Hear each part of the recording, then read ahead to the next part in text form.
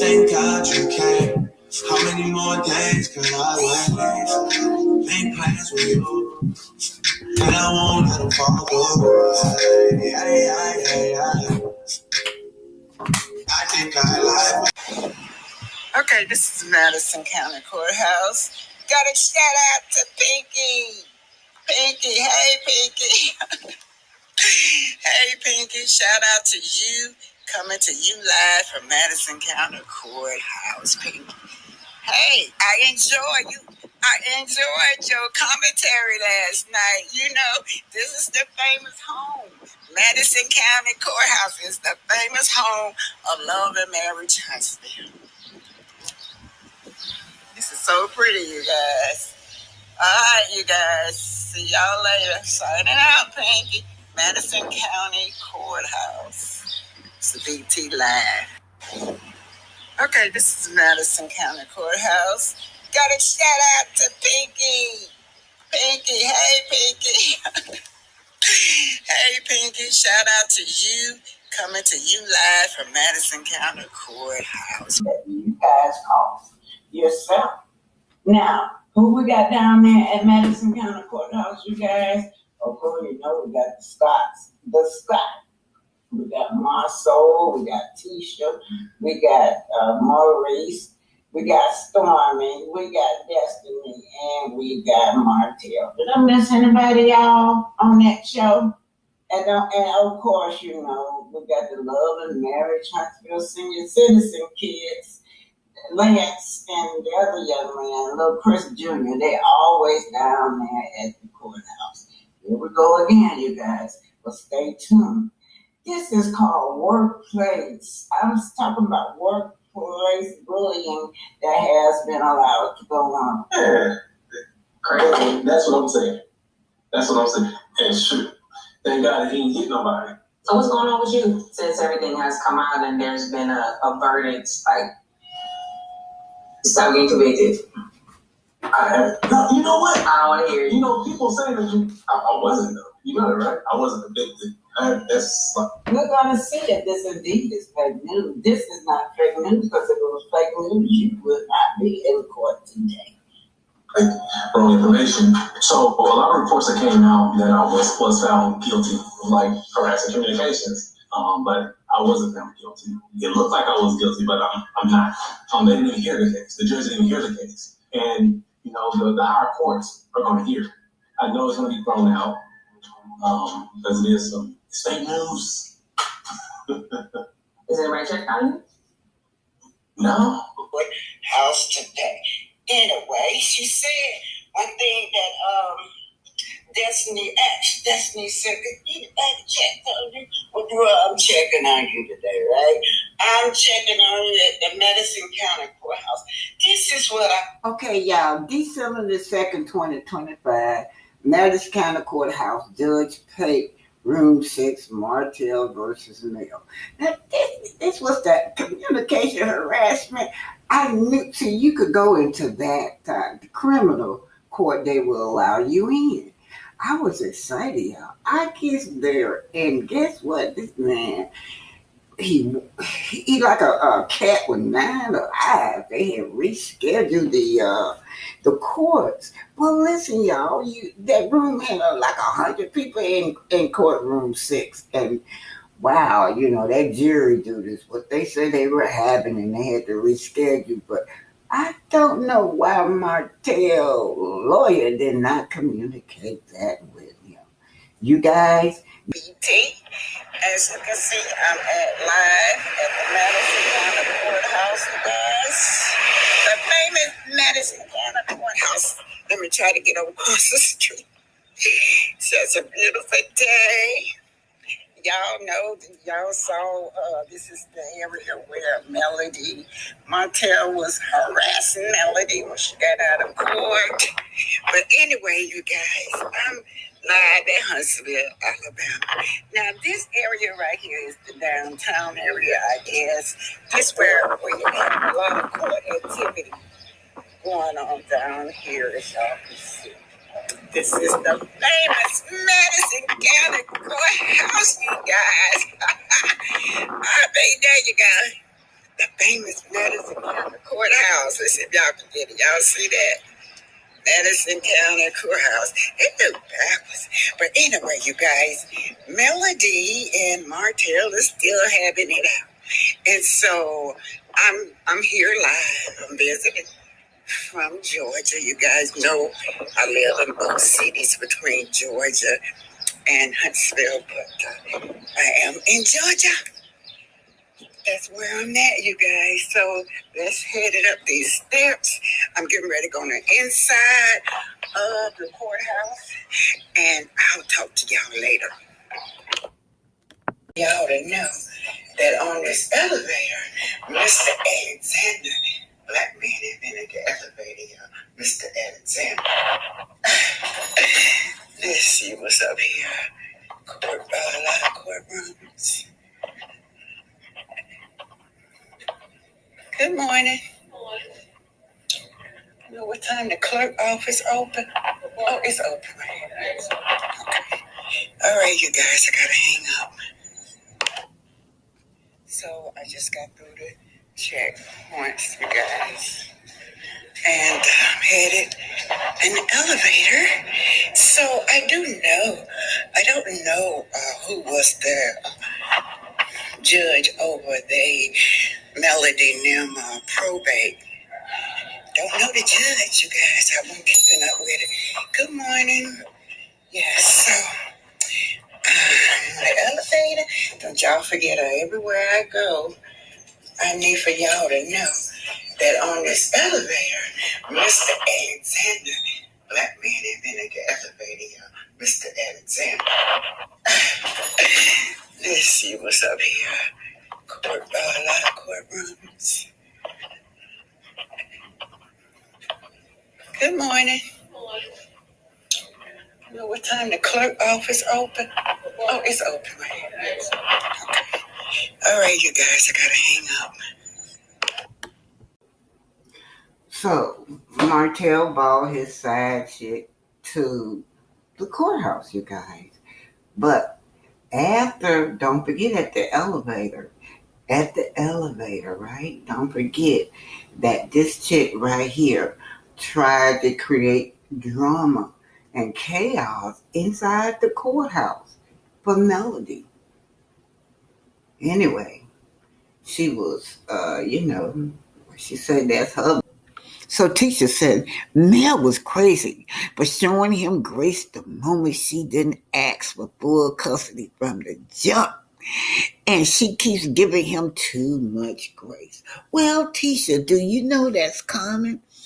They say 65% of women in domestic violence case, they forgive their spouses. They drop the cases over and over and over. So that's really common. I think most of these women have children and they be thinking about their children, but those children be sad, y'all. They be going through a mental confusion always watching mom and dad fight. So it's just not good for the kids to be around that craziness. But you're right. They often forgive. They keep forgiving and keep giving grace. And like my mama told me, you cannot be nice to no demon. That's absolutely you cannot. Miss Brown, this makes me sad and angry and annoyed at the same time. It's just too much. Oh, isn't it? He bring his mistress down there to harass his ex. She got 4 kids in a business. He brought his mistress down there to harass her, to take her out of character. And you know what she said? If it wasn't for her bodyguard over there by that elevator. Yeah, if it wasn't for the bodyguard by the elevator over there, I know she did all she could to calm her nerve down. But anyway, that wasn't even enough. That wasn't enough. It's just too much, ain't it? Sitting up there in the courtroom with her, And it was not her business. That's none of her business what's going on between this man and his wife and her children. Anyway, that's right. Anger, she said, makes you anger, make you sad, make you annoyed. How can anybody say that he is a good dad? It's just too much, said Miss Brown. Yes, you're right. But somebody that looks like a demon, is trying to stop that, okay? Let me tell you, a demon don't matter whether they like you or don't like you. They're gonna want to F with you. They're gonna want to fuck with you all the time. Whether they like you, don't like you, whether they over you, or got another ugly side chick crawling on the ground with them and licking a butt hole, they still gonna try to stop you from leaving. They still want you. Although this helper here, he got a helper. Oh Lord, let me try to bring a picture of that helper. He even got let me see, can I find that helper? A nasty helper. He got a nasty helper right there. He nasty. I wish you would come to me. God, please. Somebody please send that child my way. Send her my way. Okay? Send that ugly child my way. Lord. Somebody send her my way. When I say send her my way, I don't want to do the internet shit with her. I don't mean that kind of way. That's the coward's way. The paramour was in court with him. He was not going to get arrested. She would have had to speak up and say that she did everything, and I believe she was willing to do that. You guys, Martel don't take her nowhere else. When he going to do the reunions, where is she? Right? She's always left at home, but he can take her to court to be the downfall for him, to take the rap for him. That's all that was all about. That wasn't about him trying to reunite with her. She does everything he tells her to do. He do not worry about this girl at all because, like he said, she is peasant and she's going to do anything to please him, to be in his good grace. Now, that day I went up to the courtroom for the harassment charges. 9 lies again. Here come Martel. 9 lies again. They had re-scared you. So, at this particular time, when the harassment case really did surface, I was in a hospital, so I couldn't go. But anyway, here's Pinky and Martel. I want to do a coward way. I want that helper where I can see that helper. I want that helper where I can see that helper. Okay? She can take her food stamp money if she got any. She can take her.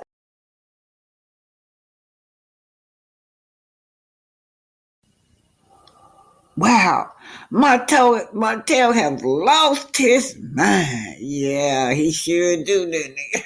Oh, Lord, Martel has lost his mind.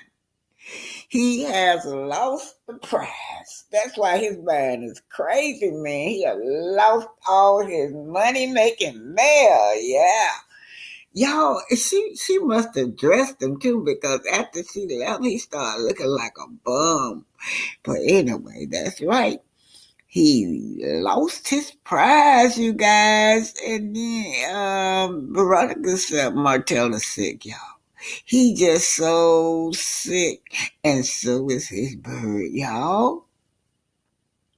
And the woman was Hannah Grace. She was the witness, y'all. She witnessed it. Y'all know what she's talking about. When how they harassed her at the elevator, that wasn't enough. Then you're gonna harass her, stalk her walking down the road. And what he mean by it's over with now, it's over now. Fix your hair, fix your face, knowing that the woman just looks so beautiful. Fix your hair, fix your prayer. She was looking beautiful, honey. He knows she always looked beautiful. You know what? And so, the other people walking with her were talking about, are you talking to me? You talking to me? He riding down the road. Are you talking to me? Hollering out the window. You had people. The court was dismissing y'all. Mm-hmm.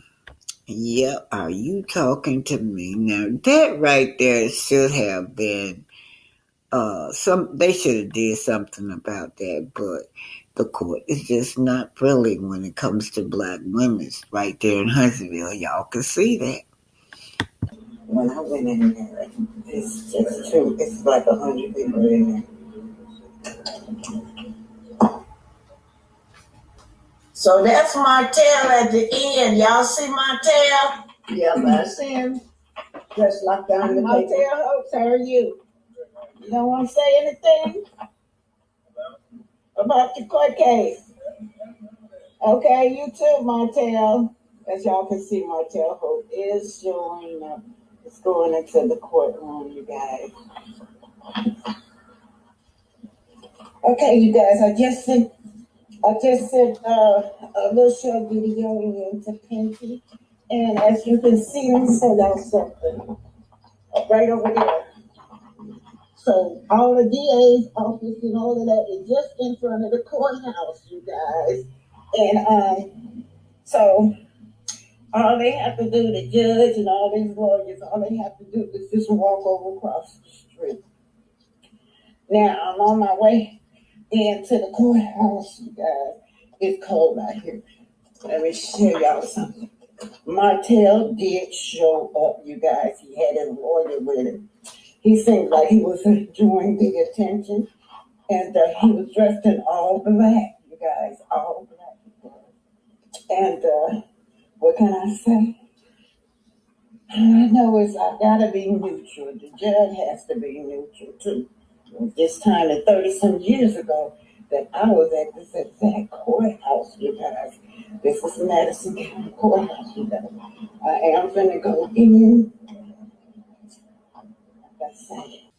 So June 10th is our official holiday that the slaves were set free.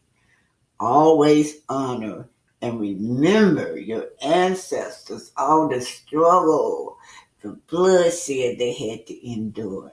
Our ancestors' blood is just soaked all in this soil.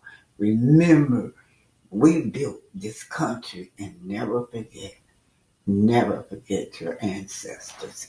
This is June 10th, and just listen, y'all. Very nice little story.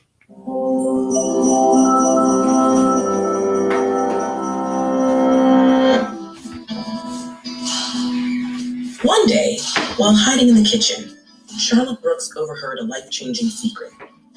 At the age of 17, she'd been separated from her family and taken to William Whelan's Texas plantation. There, she was made to do housework at the violent whims of her enslavers. On that fateful day, she learned that slavery had recently been abolished, but Neelan conspired to keep this a secret from those he enslaved. Hearing this, Brooks stepped out of her hiding spot, proclaimed her freedom, spread the news throughout the plantation, and ran. That night, she returned for her daughter, Tempe, and before Neelan's spiteful bullets could find them, they were gone for good. For more than 2 centuries, slavery defined what would become the United States. From its past as the 13 British colonies to its growth as an independent country, slavery fueled its cotton industry and made it a leading economic power. 10 of the first 12 presidents enslaved people, and when U.S. chattel slavery finally ended, it was a long and uneven process. Enslaved people resisted from the beginning by escaping, breaking tools, staging rebellions, and more. During the American Revolution, Vermont and Massachusetts abolished slavery, while several states took steps towards gradual abolition. In 1808, federal law banned the import of enslaved African people, but it allowed the slave trade to continue domestically. Approximately 4 million people were enslaved in the U.S. when Abraham Lincoln was elected president in 1860. Lincoln opposed slavery, and though he had no plans to outlaw it, his election caused panic in southern states, which began withdrawing from the Union. They vowed to uphold slavery and formed the Confederacy, triggering the start of the American Civil War. A year into the conflict, Lincoln abolished slavery in Washington, D.C., legally freeing more than 3,000 people, and 5 months later, he announced the Emancipation Proclamation. It promised freedom to the 3.5 million people enslaved in Confederate states, but it would only be fulfilled if the rebelling states didn't rejoin the Union by January 1st, 1863. And it bore no mention of the roughly 500,000 people in bondage in the border states of Delaware, Maryland, Kentucky, and Missouri that hadn't seceded. When the Confederacy refused to surrender, Union soldiers began announcing emancipation, but many southern areas remained under Confederate control, making it impossible to actually implement abolition throughout the South. The war raged on for 2 more years, and on January 31st, 1865, Congress passed the 13th Amendment. It promised to end slavery throughout the U.S., except as punishment for a crime. But to go into effect, 27 states would have to ratify it first. Meanwhile, the Civil War virtually ended with the surrender of Confederate General Robert E. Lee on April 9, 1865. But although slavery was technically illegal in all southern states, it still persisted in the last bastions of the Confederacy. There, enslavers like Kneeling continued to evade abolition until forced. This was also the case when Union General Gordon Granger marched his troops into Galveston, Texas on June 19th and announced that all enslaved people there were officially free and had been for more than 2 years. Still, at this point, people remained legally enslaved in the border states. It wasn't until more than 5 months later, on December 6, 1865, that the 13th Amendment was finally ratified. This formally ended chattel slavery in the U.S. Because official emancipation was a staggered process, people in different places commemorated it on different dates. Those in Galveston, Texas, began celebrating Juneteenth, a combination of June and 19th, on the very first anniversary of General Granger's announcement. Over time, smaller Juneteenth gatherings gave way to large parades, and the tradition eventually became the most widespread of emancipation celebrations. But